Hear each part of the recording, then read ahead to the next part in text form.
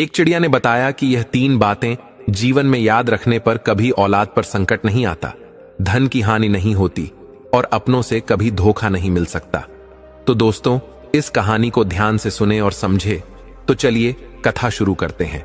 लेकिन आगे बढ़ने से पहले आपको बता दें कि गरुड़ पुराण में कहा गया है कि कथा हो या सीख, अगर बीच में छोड़ दिया जाता है तो वह पाप की श्रेणी में आता है। तो आपसे निवेदन है कि वीडियो को अंत तक पूरा देखें, और अगर आप एक सनातनी हैं तो वीडियो को लाइक करके चैनल को सब्सक्राइब जरूर कर लें। तो चलिए कथा शुरू करते हैं। पुराने समय की बात है। टीकमगढ़ राज्य के राजा का एक बेटा हुआ था जिसका नाम था सिद्धार्थ राजकुमार। सिद्धार्थ का एक नियम था, वे अपने साथ एक सेवक को लेकर बेस बदलकर रात में नगर में घूमा करते थे और नगर में घटने वाली समस्त घटनाओं को देखकर उन पर मनन किया करते थे। राजकुमार सिद्धार्थ के पिता बहुत वृद्ध हो चुके थे, इसलिए एक दिन उनकी मृत्यु हो जाती है। उसके बाद राजकुमार सिद्धार्थ को ही वहां का राजा बनाया जाता है। राजा बनने के बाद भी राजकुमार ने अपने नगर में घूमना बंद नहीं किया। हां, इतना जरूर था, पहले उनके साथ एक सेवक रहता था, अब वे अपने साथ एक मंत्री को रखते थे। एक दिन राजकुमार सिद्धार्थ और उनके मंत्री बेस बदलकर नगर में घूम रहे थे।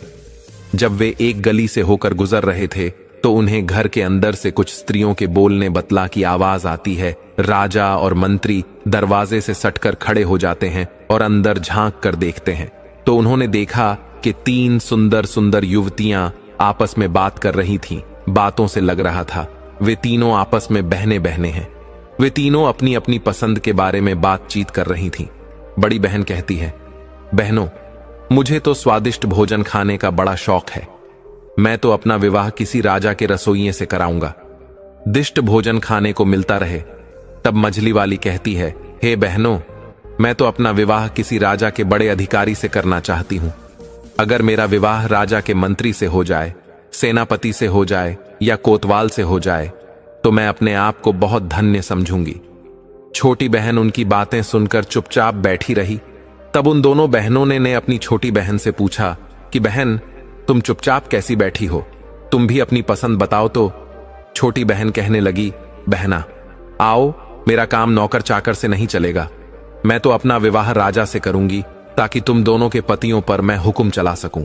और मैं इतना चाहती हूं कि राजा से मेरे एक ऐसा बेटा पैदा हो जो हंसे तो फूल झड़े, रोए तो आंखों से मोती टपके, जिसके एक ओर के केस सोने के हो तो दूसरी ओर के चांदी के। बस ऐसा मेरा सपना है।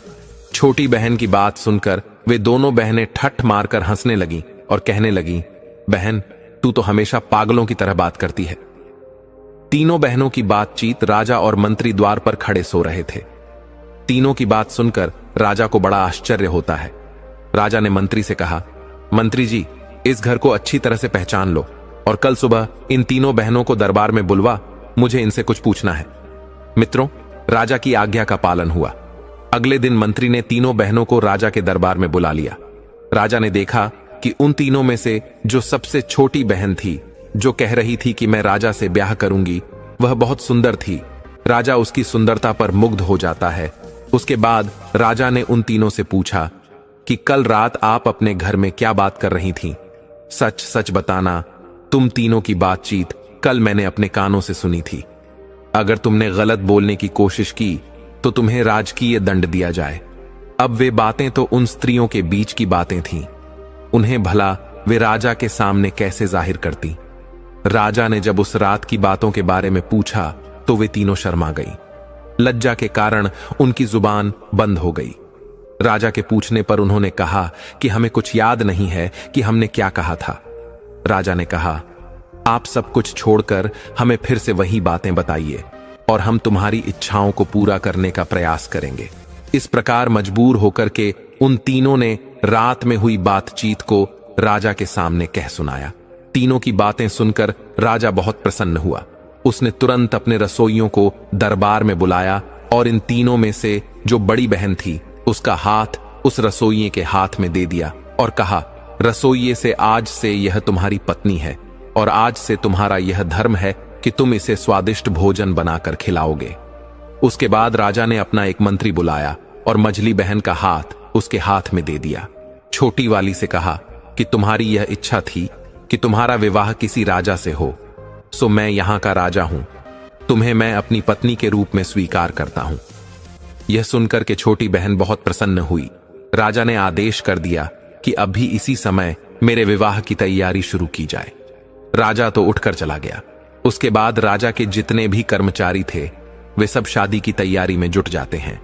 उधर उन तीनों बहनों के विवाह की तैयारी होने लगी। छोटी बहन का विवाह बड़ी धूमधाम के साथ वहां के राजा से हो गया।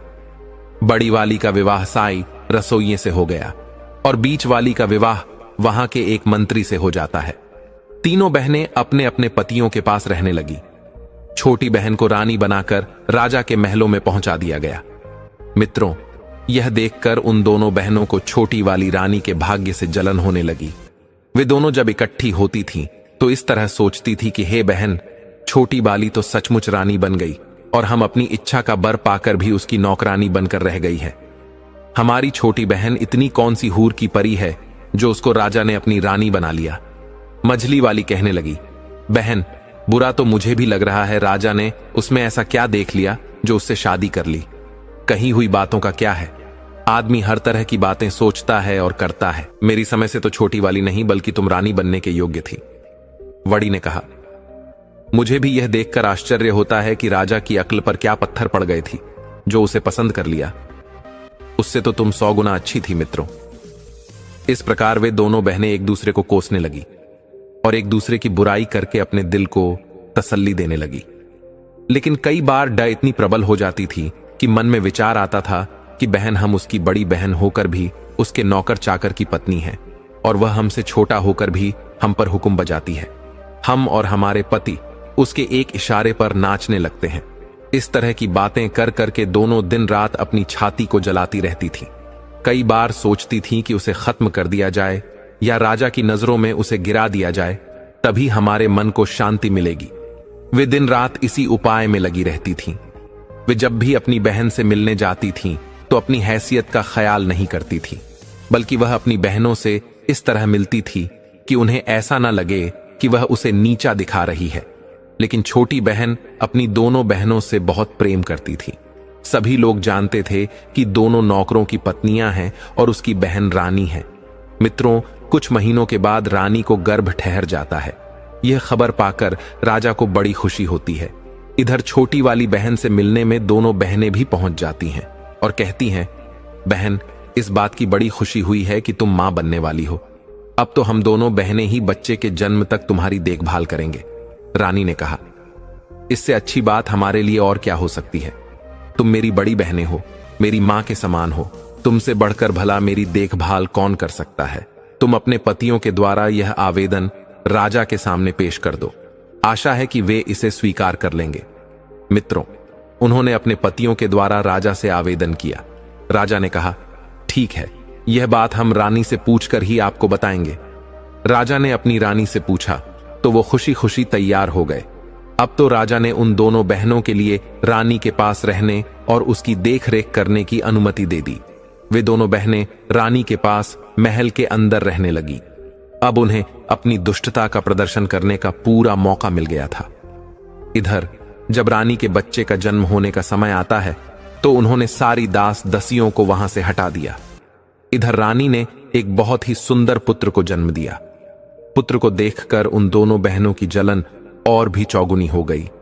चुपचाप उन दोनों ने उस बच्चे को महल के बाहर ले जाकर एक कंबल में लपेटकर एक लकड़ी के संदूक में रखकर नदी में बहा दिया और वहां से एक मरा हुआ कुत्ते का बच्चा उठाकर रानी के पास लाकर रख देती है और महल की सभी दास दसियों को बताया कि रानी ने एक मरे हुए कुत्ते के बच्चे को जन्म दिया है।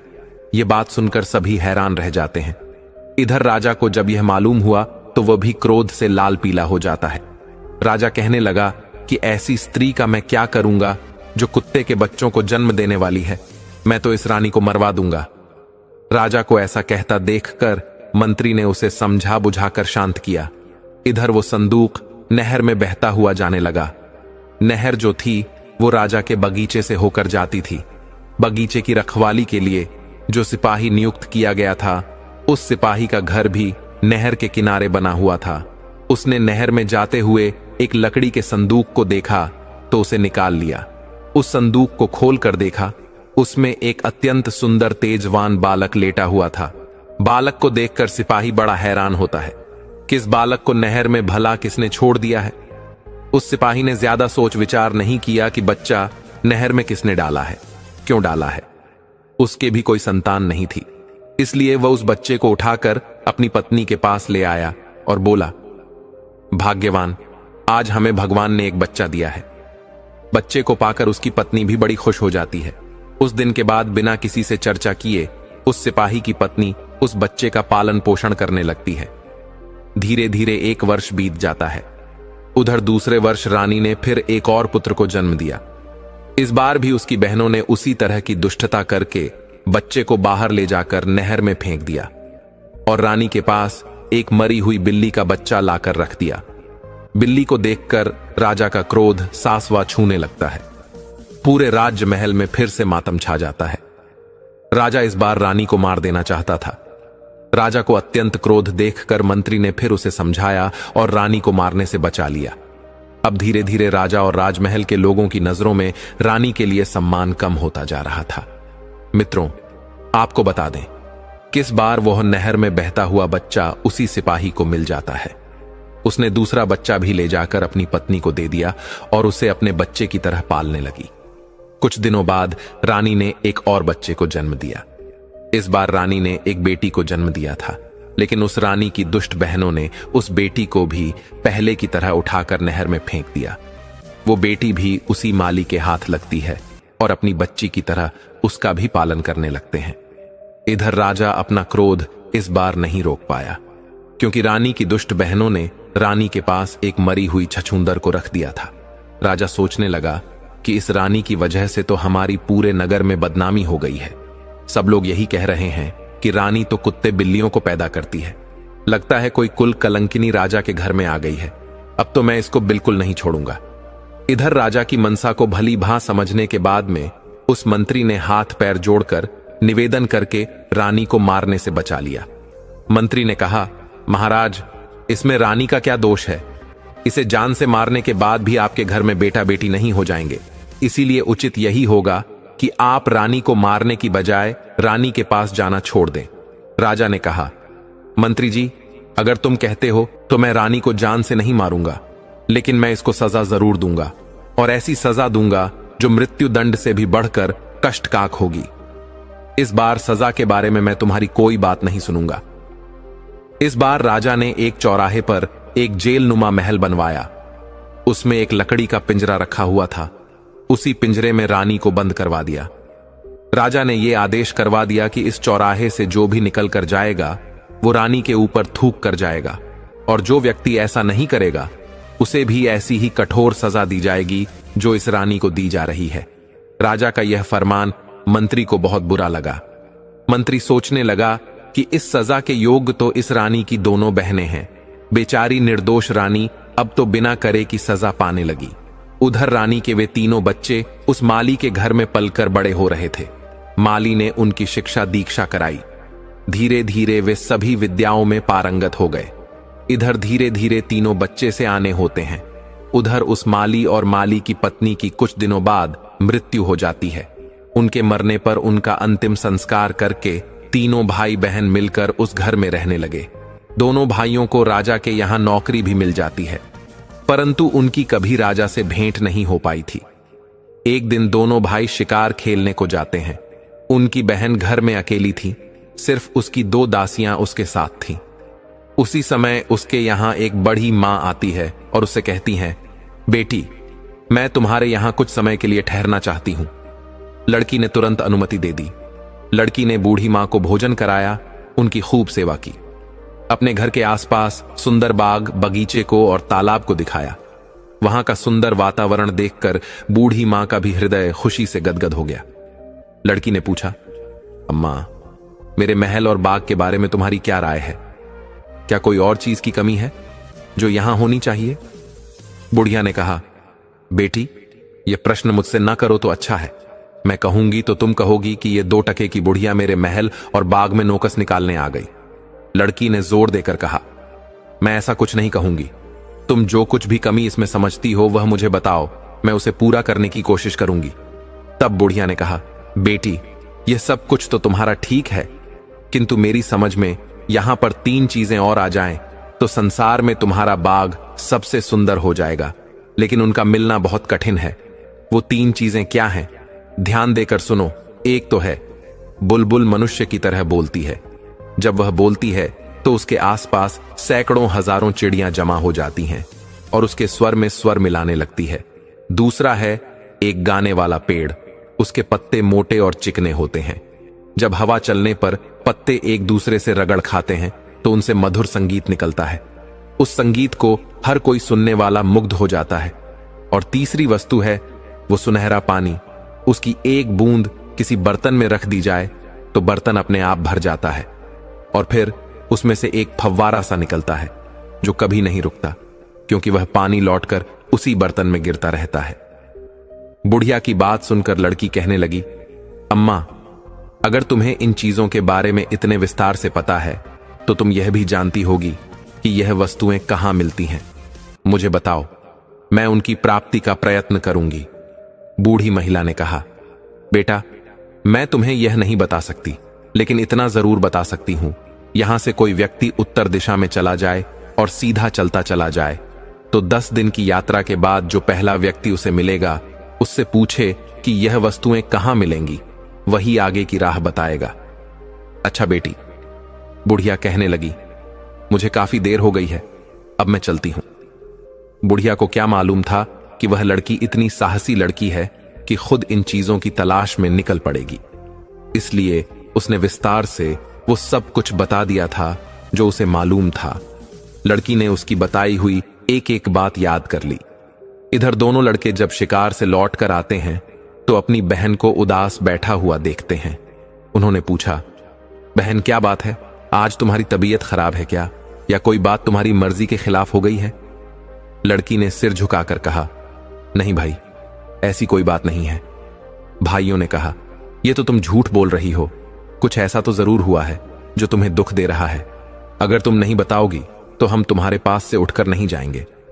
तब लड़की ने देखा कि दोनों भाई बात जानने के लिए अड़े खड़े हैं, तो उसने कहा, मैं तुम्हें इसलिए नहीं बताना चाहती हूं कि जो मैं कहूंगी उसे सुनकर तुम चिंता में और कष्ट में पड़ जाओगे। खैर, जब तुम जिद कर रहे हो तो मैं बता देती हूं। हमारे पिता ने यह महल हमारे लिए बनवाया था और अपनी समझ शेष में सुंदरता और सजावट की कोई चीज की कमी नहीं रखी थी, लेकिन अभी भी इसमें कुछ कमियां हैं। किंतु आज मुझे 3 चीजों के बारे में मालूम हुआ है। अगर वे 3 चीजें इस बाग में आ जाएं तो हमारा महल अद्वितीय सुंदर हो जाएगा। दोनों राजकुमार ने पूछा, बहन, वे ऐसी कौन सी चीजें हैं, हमें शीघ्र बताओ। तब लड़की कहती है, भाइयों, एक तो उम्दा किस्म की बुलबुल जो बोलने वाली हो, जिसका गाना सुनकर हजारों पक्षी इकट्ठे होकर उसके स्वर में स्वर मिलाने लगते हो। दूसरा है गाने वाला पेड़, जिसके पत्तों से पत्ते रगड़ खाकर संगीत निकलता हो। और तीसरा है सुनहरा पानी, जिसकी एक बूंद से ही कभी खत्म ना होने वाला फुबारा बन जाता हो। मैं इसी चिंता में हूं कि इन्हें कैसे प्राप्त करूं। दोनों राजकुमारों ने पूछा, बहन, अगर तुम हमें यह बता दो कि ये तीनों चीजें कहां और किस दिशा में मिले तो हम तुम्हें ढूंढ कर लाकर देने का प्रयास करेंगे। मित्रों, इस प्रकार अगले दिन उनमें से जो बड़ा राजकुमार था वह अस्त्र शस्त्र लेकर घोड़े पर बैठकर वह तीनों चीजें लेने के लिए चल देता है। तो लड़की रोने लगती है और कहने लगी, भैया, मैं कितनी दुष्ट हूं जो अपने शौक के लिए तुम्हें मुसीबत में फंसा रही हूं। मैं अपनी मांग वापस लेती हूं, अब कभी भी इन चीजों का जिक्र नहीं करूंगी, तुम मत जाओ। तब बड़े राजकुमार ने कहा, बहन, एक बार कमर कसकर मैं पीछे नहीं हटता। अगर मैं नहीं जाऊंगा तो हमेशा मेरे दिल में यह बात खटकती रहेगी कि मैं कायर हूं। मित्रों, राजकुमार ने अपनी बहन को एक खंजर दे दिया और कहा कि जब तक यह खंजर ठीक है मैं सकुशल हूं, लेकिन अगर इसमें से खून की बूंदें टपकने लगे तो समझ लेना मैं जीवित नहीं हूं। यह सुनकर के वे दोनों बहन भाई उदास होते हुए कहने लगे, भाई, तुम ऐसी खतरनाक यात्रा पर मत जाओ। लेकिन बड़े राजकुमार ने एक भी नहीं सुनी। उसने फौरन घोड़ा दौड़ा दिया और सीधी उत्तर दिशा की ओर चलता चला गया। चलते चलते 20 दिन का सफर तय कर लिया। तभी उसे एक अजीब सा दृश्य दिखाई दिया। उसने देखा कि एक झोपड़ी सी बनी हुई थी। उसके बाहर एक बूढ़ा आदमी बैठा हुआ था। उसके बाल बर्फ की तरह सफेद थे। उसकी दाढ़ी, मूछें और बहुएं इतने बढ़ गए थे कि उसका पूरा शरीर ढक गया था। उसके हाथ और पैरों के नाखून बहुत बड़े बड़े हो गए थे। उसने अपना शरीर एक चटाई से ढक रखा था। उसके ऊपर उसके बाल पड़े हुए थे। राजकुमार देखकर समझ गया कि वह कोई तपस्वी साधु है जो ऐसे दुर्गम और निर्जन स्थान में अकेला बैठा है। जरूर उन चीजों के बारे में यह साधु जानता होगा। राजकुमार घोड़े से नीचे उतरा और उसने उस वृद्ध तपस्वी के पास जाकर प्रणाम किया। तपस्वी ने प्रत्युत्तर में कुछ कहा, लेकिन उनकी आवाज राजकुमार को समझ में नहीं आई, क्योंकि तपस्वी बालों से पूरी तरह ढके हुए थे। राजकुमार ने फौरन अपनी जेब से एक छोटी सी कैंची निकाली और कहा, तपस्वी महाराज, आपके बालों की वजह से आपकी आवाज मेरे समझ में नहीं आ रही है। यदि आप आज्ञा दें तो मैं आपकी दाढ़ी, मूछ और बालों को काट दूं। तपस्वी ने इशारे से कह दिया।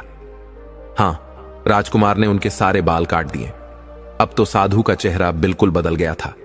राजकुमार ने कहा, तपस्वी, यदि मेरे पास दर्पण होता तो मैं आपको जरूर दिखाता कि बालों के कटने के बाद आप बूढ़े से जवान हो गए हो।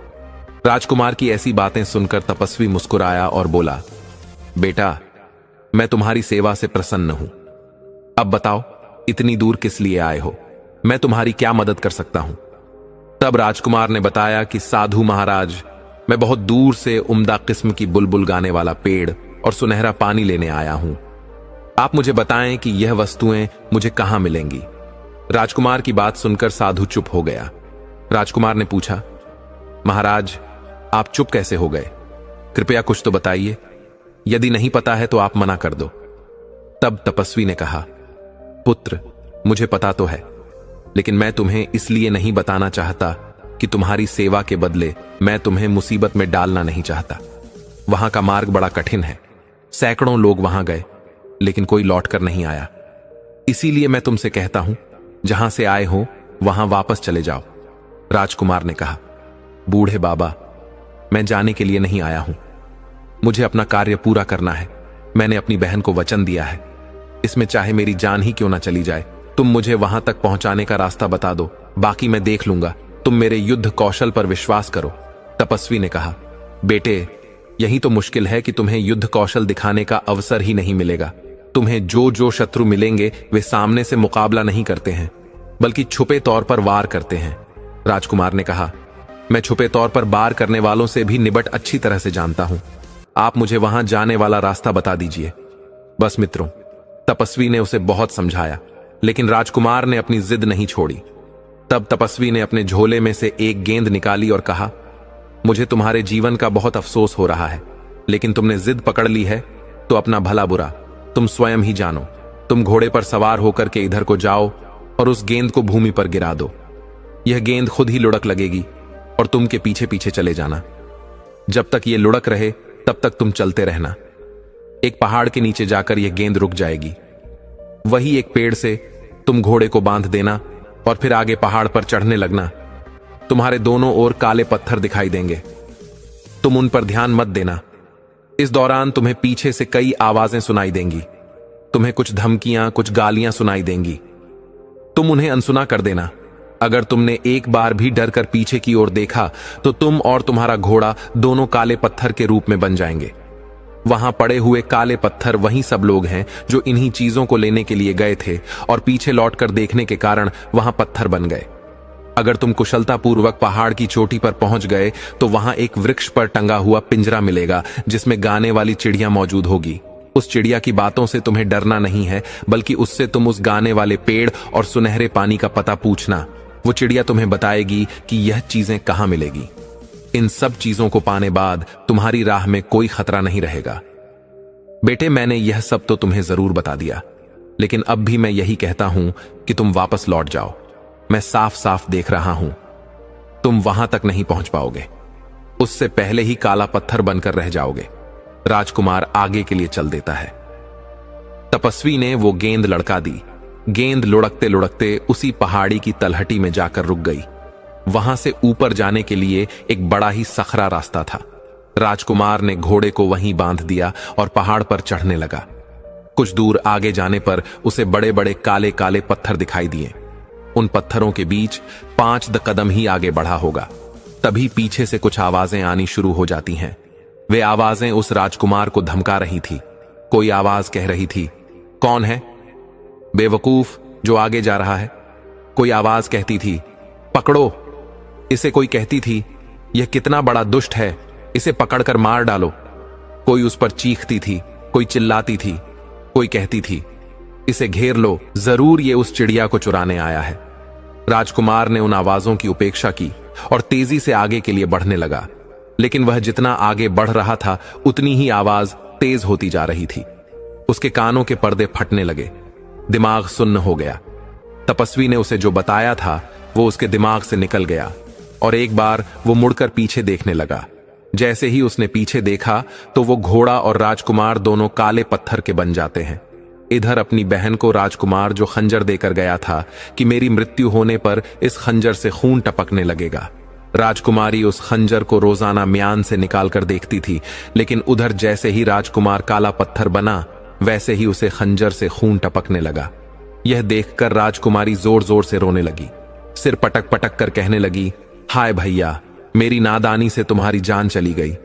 न जाने किस मनहूस घड़ी में वो कमबख्त बुढ़िया यहां आई थी। वो ना यहां आती और ना मैं इस झंझट में पड़ती।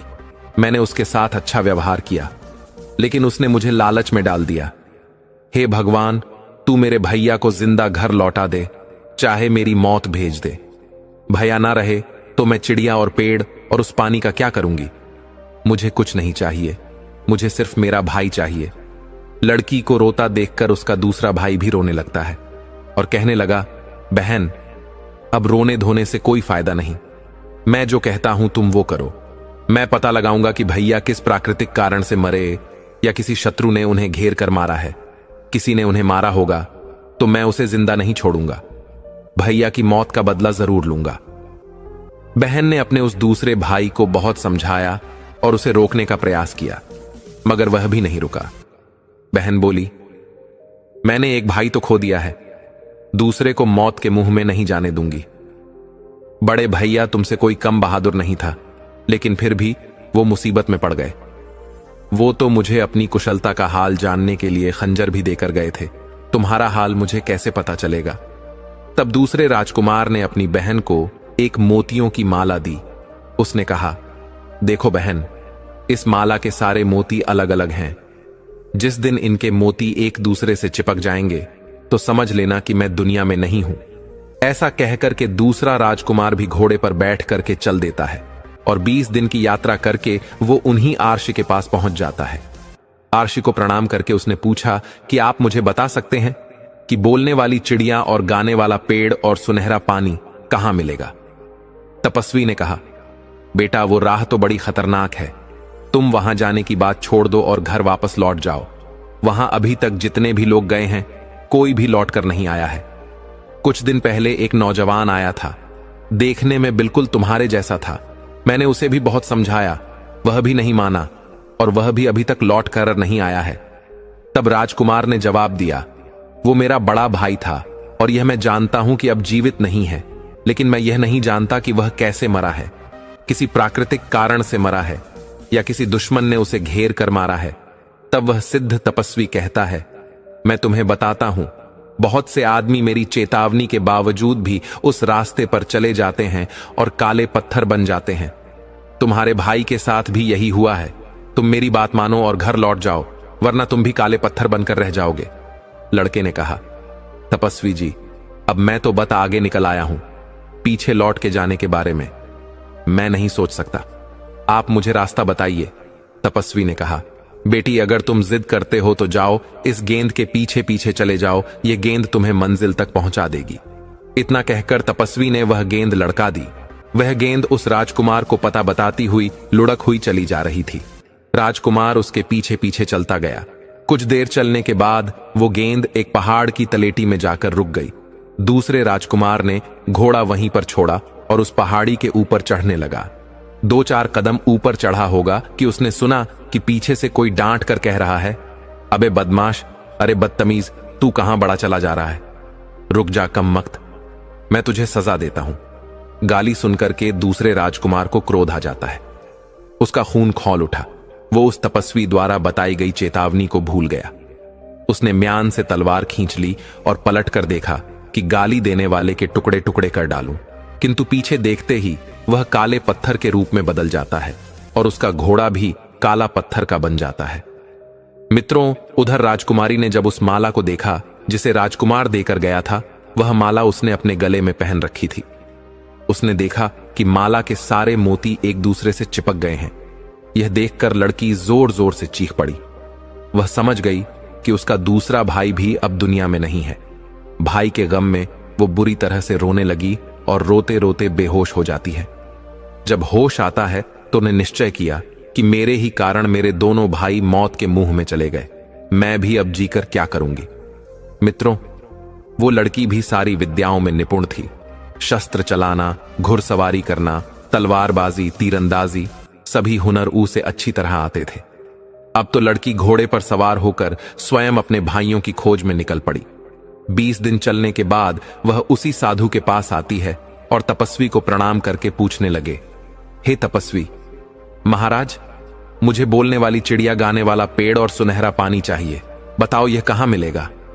तब साधु ने कहा, बेटी, तुम एक लड़की हो और तुम्हारे लिए अच्छा यही होगा कि तुम अपनी इच्छाओं पर संयम रखो और जिन चीजों का विचार तुम मन में लेकर आई हो उन चीजों को भूलकर तुम वापस लौट जाओ। वह राह बड़ी कठिन है। लड़की ने अपनी मनसा जाहिर की, तपस्वी जी, अब मैं वापस नहीं जा सकती।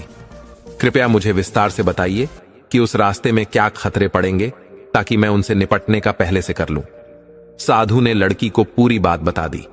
साधु ने कहा, बेटी, खतरा सिर्फ तब तक है जब तक पहाड़ की चोटी पर ना पहुंच जाओ। पहाड़ की चोटी पर पहुंचते ही तुम्हें वहां बोलने वाली चिड़िया मिल जाएगी और वही चिड़िया तुम्हें उस पेड़ और सुनहरे पानी के बारे में बताएगी। तुम्हें इतना ध्यान रखना है कि पहाड़ पर चढ़ते समय पीछे से सुनाई देने वाले कटु शब्द और गालियों को तुम्हें अनसुना करते हुए आगे बढ़ना है। वहां जो काले पत्थर मिलेंगे वो सब वही लोग हैं जिन्होंने उन गालियों को बर्दाश्त नहीं किया है। कुछ समय पहले 2 नौजवान भी आए थे, वो भी शायद उन्हीं पत्थरों के ढेर में पड़े होंगे। लड़की ने कहा, महाराज, वह मेरे भाई थे। लड़की ने कहा, इसका मतलब वह शब्द किसी का कुछ नहीं बिगाड़ सकते। यदि उन्हें अनसुना करते हुए आगे बढ़ा जाए तो लड़की ने क्या किया, अपने कान में रुई लगा ली। तपस्वी ने वही गेंद लड़का दी। लड़की उस गेंद के पीछे पीछे चलने लगी। गेंद जाकर के पहाड़ों की तलेटी में रुक जाती है। लड़की ने घोड़ा वहीं छोड़ा और पहाड़ी के ऊपर चढ़ने लगी।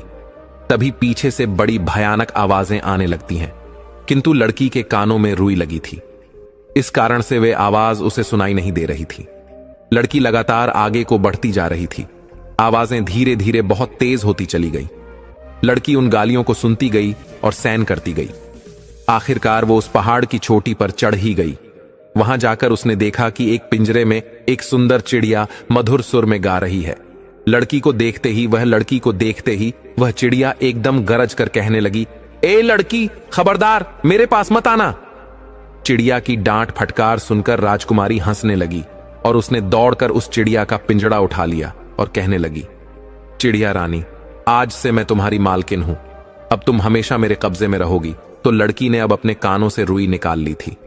चिड़िया बोली, तुम ठीक कह रही हो। अब मैं सदैव तुम्हारे पास रहूंगी। मैं हमेशा पिंजरे में बंद रहती हूं और संसार की कोई भी बात ऐसी नहीं है जो मुझे मालूम ना हो। तुम्हारा हाल भी मैं इतना जानती हूं कि जितना तुम भी नहीं जानती हो। मेरे कारण तुम्हें बहुत ही लाभ मिलेगा। अब तुम मेरी मालकिन हो और मैं तुम्हारी सेवा करूंगी। इस समय तुम मुझे बताओ कि मुझसे क्या चाहती हो। चिड़िया की बातें सुनकर लड़की बहुत प्रसन्न होती है। राजकुमारी ने कहा, मुझे अपने भाइयों के पत्थर बनने का बड़ा दुख है। खैर, यह बातें मैं तुमसे बाद में करूंगी। पहले मुझे यह बताओ कि मुझे गाने वाला पेड़ और सुनहरा पानी कहां मिलेगा। मित्रों, चिड़िया ने जो रास्ता बताया, राजकुमारी चलकर उस स्थान पर पहुंची। वहां एक सुनहरे पानी का कुंड था। लड़की ने एक चांदी की सराय में उस पानी को भर लिया। फिर उसने चिड़िया से गाने वाले पेड़ के बारे में पूछा तो चिड़िया ने कहा, तुम्हारे पीछे की ओर जो बड़ा सा जंगल है, इसी में वो गाने वाला पेड़ मिलेगा। वहां पहुंचकर तुम्हें खुद पता चल जाएगा कि वो पेड़ कौन सा है, क्योंकि उस पेड़ से संगीत निकलता होगा। राजकुमारी ने कहा, यह तो ठीक है, लेकिन मैं उस पेड़ को उखाड़ कर लाऊंगी कैसे। चिड़िया बोली, पेड़ नहीं उखाड़ना है, तुम सिर्फ उस पेड़ की एक टहनी तोड़कर ले आना। जब तुम अपनी बाटिका में उस टहनी को लगाओगी तो कुछ ही समय में वह टहनी पूरे वृक्ष के रूप में बदल जाएगी। उस चिड़िया के बताए अनुसार राजकुमारी उस जंगल में पहुंच जाती है और वहां से गाने वाले पेड़ की टहनी तोड़कर अपने पास लेती है। राजकुमारी को अब तीनों चीजें प्राप्त हो चुकी थीं, लेकिन उसे अपने भाइयों का सबसे ज्यादा ख्याल अपने दिमाग में बना हुआ था। उसने चिड़िया से पूछा, चिड़िया रानी, मेरे दोनों भाई रास्ते में काले पत्थर बने पड़े हैं, क्या मैं उन्हें फिर से जीवित कर सकती हूं? मैं तो यह भी नहीं जानती कि उन काले पत्थरों में मेरे भाई कौन से हैं। चिड़िया ने कहा कि तुम इस सराय में जो सुनहरा जल लेकर आई हो, एक एक बूंद उन शिलाखंडों पर डालते जाना, तुम्हारे भाई घोड़े सत फिर से जीवित हो जाएंगे। चिड़िया की बातें सुनकर राजकुमारी प्रसन्न हो गई और पिंजरा सुरा और टहनी लेकर पहाड़ से उतरने लगी। जहां जहां उसे काले पत्थर दिखाई दिए, उसने उन पर एक एक बूंद सुनहरा जल छिड़क दिया, जिससे जितने लोग पत्थर के बन गए थे, घोड़े सहित सब अपने असली रूप में आ जाते हैं। उन्हीं पत्थरों के बीच उनके दोनों भाई भी पड़े थे। भाइयों को जीवित देखकर राजकुमारी एकदम उनसे लिपट कर रोने लगी। कहने लगी, भाइयों, मुझे चिड़िया पानी और पेड़ की टहनी मिल गई है। इनसे मिलने से ही तुम फिर से जीवित हो पाए हो, और यहां पड़े जितने भी काले पत्थर थे, मैंने सबको जीवित कर दिया है। मित्रों, वे सब राजा राजकुमार राजकुमारी का धन्यवाद करने लगी कि तुमने हमें जीवन दान दिया है। हम आजीवन तुम्हारे आभारी रहेंगे और तुम्हारी आज्ञा का पालन करेंगे। राजकुमारी बोली, मैंने तुम लोगों पर कोई एहसान नहीं किया है। मैं अपने भाइयों को जिंदा करना चाहती थी। उसमें अगर तुम्हारा भी लाभ हो गया तो यह तो बड़ी खुशी की बात है। अब तुम लोग अपने अपने निवास स्थानों के लिए चले जाओ। मित्रों, इधर राजकुमारी और उसके दोनों भाई अपने अपने घोड़े पर सवार होते हैं। दोनों राजकुमारों ने एक एक चीज ले ली। एक ने पानी की सराय ले ली, तो दूसरे ने गाने का पेड़, और राजकुमारी ने चिड़िया का पिंजरा ले लिया। बाकी जितने भी लोगों को राजकुमारी ने जीवन दान दिया था, वे सब उनके पीछे पीछे चलने लगे। राजकुमारी और दोनों राजकुमार जब तपस्वी साधु की कुटिया पर उनका धन्यवाद करने के लिए आए, तो साधु अपनी कुटिया से गायब हो चुके थे। वो तपस्वी इतने ही काम के लिए वहां मुद्दतों से बैठा हुआ था। उन तपस्वी साधु की सहायता से ही आज राजकुमारी को तीनों चीजें प्राप्त हुई थीं। राजकुमारी अपने दोनों भाइयों के साथ अपने घर पर आ जाती है, और उसके मकान के सामने जो उसके बगीचे का हिस्सा था, राजकुमारी ने उसे उस भाग में उसे बोलने वाली चिड़िया के पिंजरे को लटका दिया। चिड़िया ने जैसे ही बोलना शुरू किया, उसके आसपास हजारों पक्षी आकर के जमा हो गए और वो चिड़िया के सुर में सुर मिलाने लगी। राजकुमारी ने थोड़ी दूर पर उस गाने वाले पेड़ की टहनी भी लगा दी थी। कुछ ही दिनों में वह विशाल पेड़ भी तैयार हो गया। अब हवा चलने पर उसके पत्तों की रगड़ से उसमें संगीत की धुनी फूट थी। राजकुमारी ने एक संगमरमर के पत्थरों से बाग में एक कुंड बनवाया। उस कुंड में वो सुनहरा पानी डाल दिया। कुछ ही देर में वो पानी से कुंड भर गया और उसमें से एक पानी का फुबारा उठकर खड़ा हो गया। मित्रों, कुछ ही समय में उस बगीचे की चर्चा पूरे शहर में होने लगी। सारे शहर के लोग तमाशा देखने के लिए राजकुमारी के बाग में आने लगे। धीरे धीरे पूरे शहर के लोग उन तीनों को जान गए और सब लोग राजकुमारी और उसके भाइयों से बहुत प्रेम करने लगे। एक दिन दोनों राजकुमार शिकार खेलने के लिए जाते हैं। सहयोग से उसी समय उसी जंगल में वहां का राजा भी शिकार खेलने के लिए आता है। अचानक दोनों राजकुमार राजा के सामने आ जाते हैं। दोनों राजकुमारों ने राजा को प्रणाम किया। वे दोनों राजकुमार इतने सुंदर थे कि उनकी सुंदरता को देखकर राजा उन्हें देखता ही रह जाता है। उसने उनका नाम और निवास स्थान पूछा। दोनों राजकुमारों ने हाथ जोड़कर कहा, महाराज, हम लोग आपके भूतपूर्व सिपाही के पुत्र हैं। हमारे पिता अब इस दुनिया में नहीं है। हम दोनों अपनी बहन के साथ जंगल के किनारे उस महल में रहते हैं जो मेरे पिता ने आपसे अनुमति लेकर बनवाया था। हमें वो इसलिए अच्छे वातावरण रखते हैं कि बड़े होकर के हम आपकी सेवा करें। राजा ने कहा, यह तो ठीक है, लेकिन लगता है तुम यहां शिकार खेल रहे थे। क्या तुम्हें मालूम नहीं था? यह साई शिकारगाह है और यहां कोई शिकार नहीं खेल सकता। दोनों राजकुमारों ने निवेदन किया, क्षमा करें महाराज, हमारे पिता की असम मौत हो गई है। हमारा निर्देशक कोई नहीं है, इसलिए हम लोगों का ज्ञान अधूरा है और अन्य नौजवानों की तरह हमसे भी भूल हो जाती है। मित्रों, राजकुमारों की राय भरी बातें सुनकर राजा मुस्कुरा जाता है। कहने लगा, पुत्रों, क्या तुम्हें शिकार खेलना भी आता है या नहीं? दोनों ने जवाब दिया, हाँ महाराज, हमें शिकार खेलना अच्छी तरह से आता है। आप हमें अवसर देकर तो देखें। तब राजा ने कहा, ठीक है, हम तुम्हें अवसर देते हैं। तुम हमें शिकार खेलकर दिखाओ मित्रों। दोनों राजकुमारों ने थोड़ी ही देर में खक, शेर और एक रीछ का शिकार करके राजा के सामने लाकर रख दिया। राजा उन दोनों राजकुमारों की वीरता देख बहुत खुश होता है और कहने लगा, हे पुत्रों, मैं तुम्हें तुम्हारी वीरता से अलग नहीं करना चाहता, इसलिए मैं चाहता हूं कि तुम लोग मेरे साथ महल में चलो, मेरे साथ भोजन करो। राजकुमारों ने कहा, महाराज, इस समय हम आपके साथ नहीं चल सकते, हम इस उद्दंडता के लिए क्षमा चाहते हैं। राजा ने आश्चर्य से पूछा, क्यों नहीं चल सकते? तो उन्होंने बताया कि हमारी एक बहन है, हम तीनों जो भी करते हैं तीनों की सलाह करते हैं, हम अपनी बहन की सलाह लेकर ही आपके यहां आ सकेंगे। राजा ने कहा, मुझे इस बात की बड़ी खुशी है कि तुम भाई बहन एक दूसरे की सलाह से काम करते हो। राजा ने कहा, ठीक है, आज तुम अपने घर जाओ और अपनी बहन से पूछकर कल तुम इसी जगह पर हमें आकर मिलना। इस प्रकार दोनों राजकुमार राजा से आज्ञा लेकर अपने घर चले आते हैं, लेकिन वह उस घटना के बारे में बातचीत करना अपनी बहन से भूल गई। अगले दिन जब वे फिर उसी जंगल में शिकार खेलने गए तो राजा ने फिर पूछा कि तुमने अपनी बहन से सलाह ली या नहीं? राजा के पूछने पर वे दोनों घबरा जाते हैं, एक दूसरे की ओर देखने लगे। उन्होंने कहा, महाराज, हमसे भूल हो गई, हम इस बात की चर्चा करना भूल गए। राजा ने कहा, कोई बात नहीं है, आज नहीं तो कल पूछ लेना। दोनों राजकुमार अपने घर आते हैं और अपनी बहन से कहते हैं कि बहन, आज हम शिकार खेलने गए थे तो हमें यहां का राजा मिला था और राजा ने हम दोनों को अपने आप भोजन पर बुलाया है। राजकुमारी ने कहा, यह तो तुम्हारे लिए सौभाग्य की बात है, लेकिन रुको राजा योगी, अग्निजल, इनकी उल्टी रीत इनसे बचकर चालियो, थोड़ी पालियो प्रीत। मैं उस बोलने वाली चिड़िया से पहले पूछ लूं कि राजा का निमंत्रण हमें स्वीकार करना चाहिए या नहीं। राजकुमारी फौरन चिड़िया का पिंजरा लेकर अपने कमरे में आई और पूछने लगी कि चिड़िया रानी, तुम्हें तो सारी बातें पता है, तुमसे कोई बात नहीं छुपी है और तुम सलाह हमेशा सही होती है। मुझे तुमसे एक सलाह लेनी है। मेरे दोनों भाइयों को राजा ने अपने यहां भोजन पर बुलाया है, बताओ तुम्हारी इसमें क्या राय है? चिड़िया ने कहा, मालकिन, तुम्हारे भाइयों को राजा की आज्ञा जरूर माननी चाहिए। राजा पूरे राज्य का मालिक होता है, उनका मेहमान बनने में इन दोनों को किसी प्रकार की कोई हानि नहीं होगी। वे शौक से जाएं। लेकिन दोनों राजकुमार राजा के लिए भी अपने घर भोजन का निमंत्रण देकर जरूर आए। राजकुमारी ने पूछा, हे चिड़िया, मुझे एक बात और बताओ, मेरे भाइयों के निमंत्रण पर अगर राजा हमारे घर आएगा तो मुझे राजा के सामने निकलना चाहिए या नहीं? चिड़िया ने कहा, इसमें कोई हर्ज नहीं है राजा, हर बात से अपनी प्रजा के लिए पिता के समान होता है और पिता के सामने जाने में किसी भी तरह की झिझक नहीं होनी चाहिए।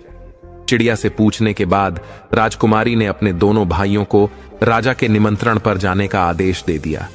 दोनों राजकूट जाकर उसी जंगल में राजा से मिलते हैं और बोले, महाराज, हमें आपका निमंत्रण स्वीकार है, लेकिन हम आपका निमंत्रण तभी स्वीकार करेंगे जब आप भी हमारा निमंत्रण स्वीकार करेंगे।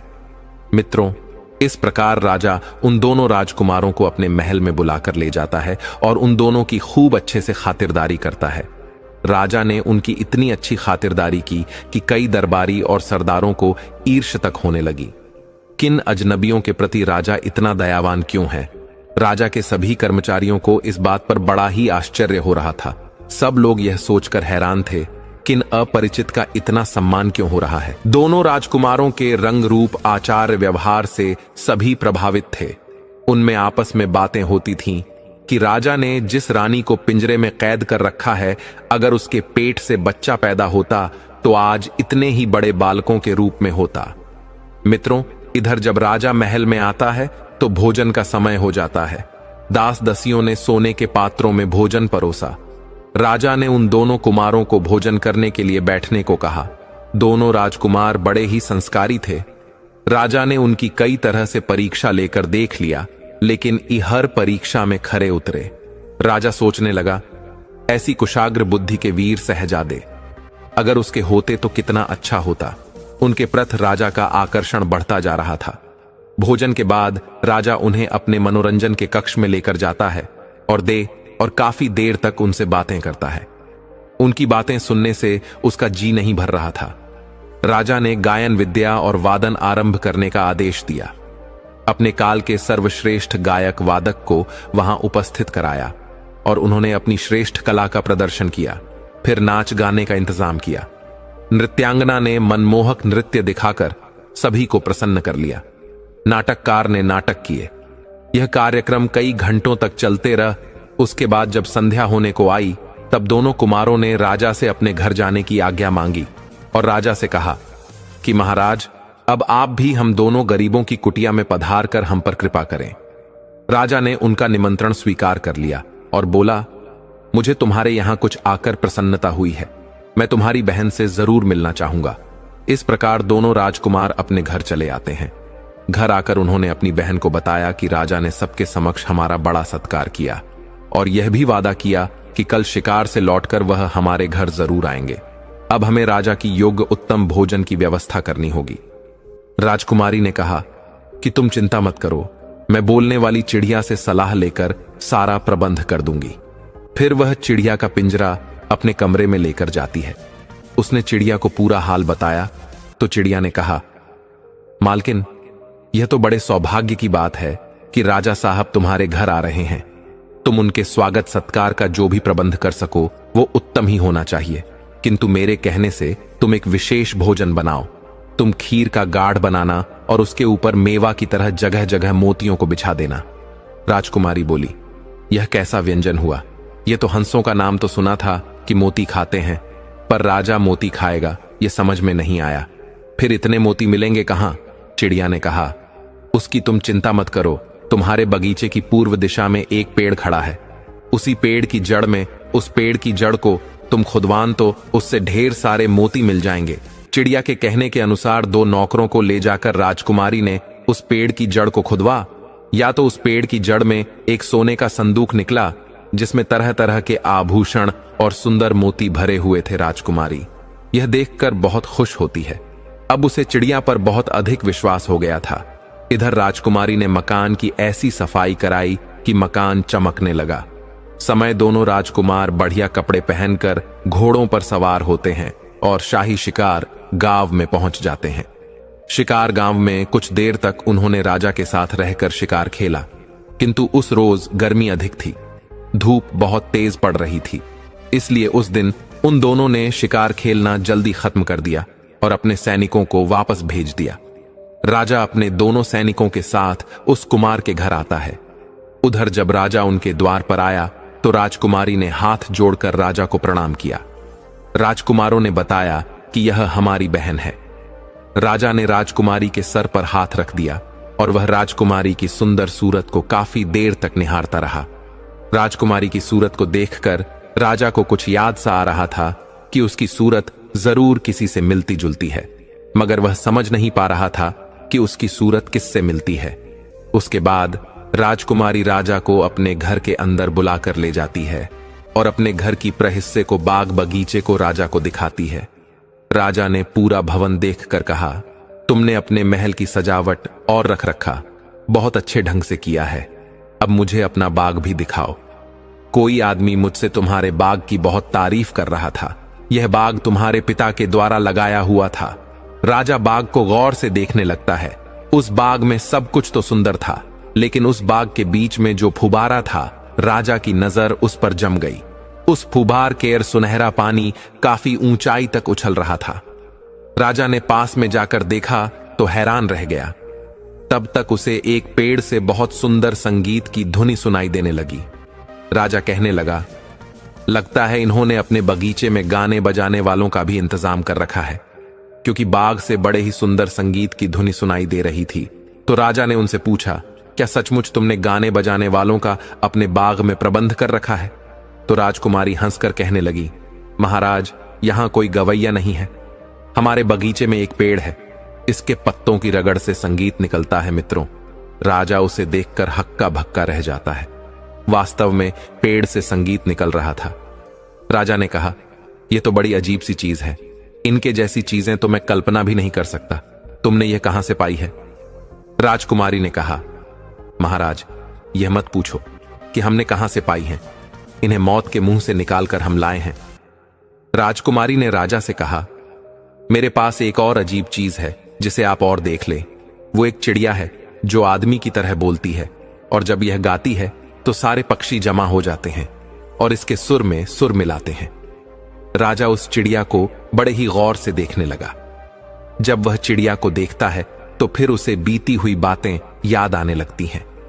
फिर उस चिड़िया ने सारी कहानी उस राजा को सुनाई जो पहले बीत चुकी थी। तो राजा अब बातें सुनकर अपना सर पकड़ लेता है और कहता है कि यह सारी बातें तो हमें रानी की बहनों ने बताई थी, जो रानी की सगी बहनें थीं, क्योंकि वे उसकी शुभ चिंतक थीं। तब चिड़िया ने कहा, सरकार, यही तो भूल हुई है आपसे कि आपने उन्हें शुभ चिंतक समझा जब से उन्होंने देखा कि वे नौकरों से बहाई गई हैं और छोटी बहन राजरानी बन गई है तो जलकर मरी जा रही थी। उन दुष्टों ने इस बात का भी ख्याल नहीं किया कि रानी ने शादी के बाद भी उनसे बहनों जैसा प्रेम रखा था। रानी को मृत्युदंड दिलाने के लिए उन्होंने 3-3 बार सफेद झूठ बोला है। वह तो भला हो उस मंत्री का जिसके कारण रानी की जान बची है। रानी के प्रति अपने दुर्व्यवहार को याद करके राजा की आंखों में आंसू आने लगे। चिड़िया फिर बोली, सरकार, अपने सामने बैठे इन तीनों बच्चों को गौर से देखिए। ये तीनों बच्चे, पिल्ला बिल्ली का बच्चा और अंदर, जिन्हें आपकी रानी ने जन्म दिया था। रानी की दुर्दशा उनकी बहनों के कारण हुई है। रानी की बहनों ने इनके जन्म पर इनकी जगह मरे हुए जानवर रख दिए और इन्हें कंबल में लपेटकर टोकरी में डालकर नहर में फेंक दिया था ताकि यह डूबकर मर जाए और किसी को पता भी ना चले। किंतु भगवान को इन्हें जीवित रखना था। आपके दरबार का जो माली था उसने इन तीनों को नहर से निकलवा लिया क्योंकि उसके कोई संतान नहीं थी। इसलिए उसने इनका लालन पालन किया और अपनी संतान की ने पाल पोछ कर बड़ा किया। इन्हें भली प्रकार की शिक्षा दिलाई और इनके लिए यह महल बनवाया है सरकार।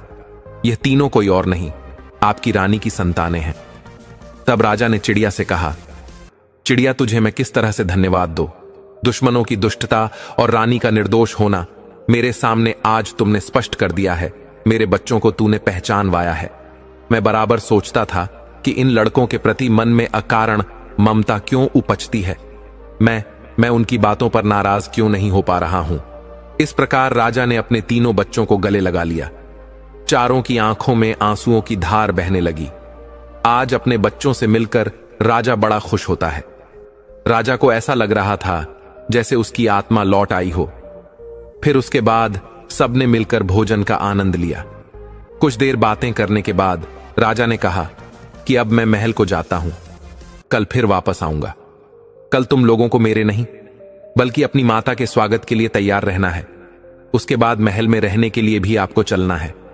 महल में पहुंचकर राजा ने मंत्री को बुलवाया और उसने उसकी खूब प्रशंसा की कि तुम कितने बुद्धिमान मंत्री हो, तुम्हारे कारण रानी की जान बची थी। फिर उसने रानी की बहनों की दुष्टता का वर्णन मंत्री के सामने किया।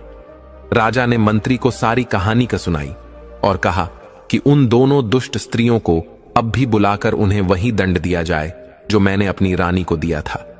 किसी भी प्रकार की वे दया की पात्र नहीं है। मित्रों, मंत्री ने बिना देर किए राजा के आदेश अनुसार सारे कार्य किए और दोनों दुष्ट बहनों को वही दंड दिया गया जिसकी वे हकदार थीं। उसी चौराहे पर उन्हें पिंजरे में बंद कर दिया गया और पिंजरे से रानी को निकालकर राजा ने उसे गले लगाकर बार बार उससे क्षमा मांगी और रानी को बताया कि उसके दोनों बेटा और बेटी जिंदा है। यह खबर सारे राज में फैल गई। सभी लोग उत्सव मनाने लगे। हर जगह नाच गान होने लगा। रानी राजा के साथ महल में आ गई और तीनों बच्चे अपनी मां से देर तक लिपटे रहीं। रानी अपने बच्चों से मिलकर बहुत प्रसन्न हुई। आज परमात्मा ने उन्हें फिर से मिला दिया था। राजकुमारी ने अपनी मां को उस बोलने वाली चिड़िया से मिलाया और अपने सुंदर बाग में खड़े उस पेड़ को दिखाया जिससे संगीत निकलता था। चिड़िया ने राजा और रानी से कहा, हे राजन, जीवन में 3 महत्वपूर्ण बातें याद रखी जाएं तो इससे न केवल आपकी औलाद पर संकट आता है, तो कभी आपकी औलाद पर संकट नहीं आएगा, न कभी धन की हानि होगी और धोखेबाजों से भी बचा जा सकता है। पहली बात, बिना देखे सुनी सुनाई बातों पर विश्वास करके कोई निर्णायक कदम ना उठाए। अगर किसी को सजा देने की बात हो तब कभी सुनी सुनाई बातों पर विश्वास नहीं करना चाहिए। हमेशा अपनी आंखों से देखकर या कसौटी पर रखकर ही उचित कदम उठाना चाहिए। कई बार इस तरह के निर्णय से निर्दोष दोषी बन जाते हैं और गुनहगार बच जाते हैं। किसी भी काम में संयम और विवेक से निर्णय लेना चाहिए, चाहे वह धन के मामले हो या रिश्तों के जल्दबाजी या अंधविश्वास से बचना चाहिए। अपने निर्णयों से संतुलित रहना और सही समय पर सही निर्णय लेना आपको आर्थिक हानि से बचा सकता है और अपनों से धोखे की संभावना को कम कर सकता है। नंबर 2, कितना ही घनिष्ठ मित्र हो उस पर भी विश्वास नहीं करना चाहिए। हमेशा विश्वासी ही धोखा देता है। विश्वास तब करें जब उन्हें अपनी कसौटी पर परख ले और बीच बीच में उनकी परीक्षा करते रहे। नंबर 3, लोग धोखा इन 3 कारणों से देते हैं: ईर्ष बस, लोभ बस और अपमान बस। हमेशा ईर्ष रखने वालों से दूर रहिए। लोभी, लालची और कामी लोगों से दूरी बनाकर रखिए और किसी का अपमान मत करिए। आप हमेशा और आपका परिवार सदैव धोखों से और संकटों से बचा रहेगा। कभी धन की हानि नहीं होगी। तो मित्रों, इस तरह से राजा का पूरा परिवार इकट्ठा हो जाता है और फिर से राजा के घर में वह खुशी लौट आती है। रानी की सारी मुश्किलें कट जाती हैं। तो दोस्तों, ये कहानी कैसी लगी कमेंट सेक्शन में जरूर बताना। मिलते हैं आपसे अगले वीडियो में एक और चर्चा के साथ। आप सभी का बहुत बहुत धन्यवाद। जय श्री कृष्णा।